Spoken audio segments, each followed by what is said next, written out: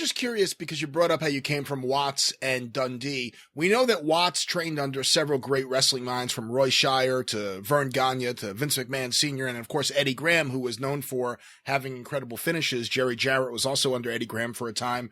Where did Dundee pick up his ability to come up with finishes? Not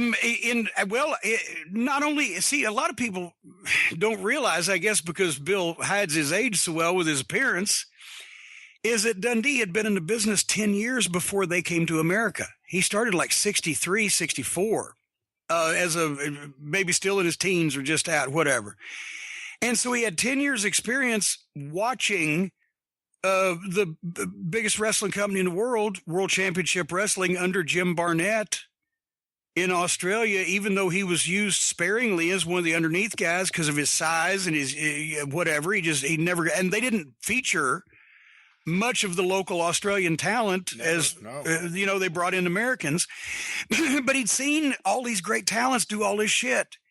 And then he comes to Tennessee and he's soon as Christine Jarrett saw him, she said, Jerry, this young man's a heel, because he and Barnes were the hottest heel team that they'd had since Lawler and White. And when Lawler was out of the territory that first 6 months of 75, Barnes and Dundee carried pretty much the business. They were the hottest heels. They had the best matches. They took the biggest bumps, wild at different style, wild shit, great double teams. They could get heat with their promos. But from the time that they hit the ring, it was fucking action. If it was a hot deal and the baby faces hit hot, they'd grab Dundee and they'd shoot him to one turnbuckle and he'd do that goddamn deal. I've never seen anybody do it before or since, where he'd go up to his belly on the top turnbuckle, head first over, do a handstand on the fucking apron and flip out onto the floor. And then they'd shoot Barnes the other way, and he had almost a Harley race fucking deal where he would jump and go into it and spin over the top and land in the third row. We're still wearing their fucking jackets. They'd end up around their fucking heads. And the people would be standing, and then they'd go from there. And somewhere or another, Barnes, they would fuck them at the end, right? And keep the belts, at which they drug around on the ground because they disrespected the Americans' championship.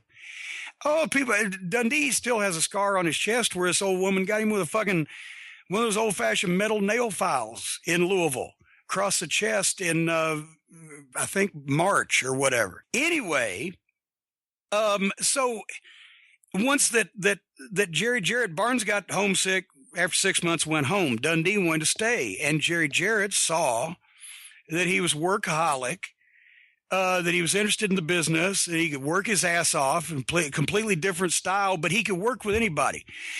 Dundee would have the best match with Jerry Lawler when it needed to look like a movie fight scene, or he could have the best match with Billy Robinson when they actually had to wrestle for 40 minutes. And he could do all that European stuff too. So he was the utility guy and learned from Jarrett how to work in the office Jarrett said, if you want to learn how to work in the office, show up at the fucking office at 9 o'clock in the morning after you get in from the town every night. Be over at my place at 9 o'clock.